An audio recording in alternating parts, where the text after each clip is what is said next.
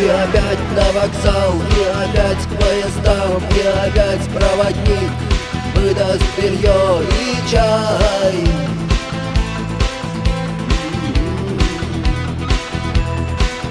И опять не усну, и опять сквозь грохот колес мне послышится слово: прощай. Но странный стук зовет дорогу. Может, сердце, может, стук в дверь. И когда я обернусь,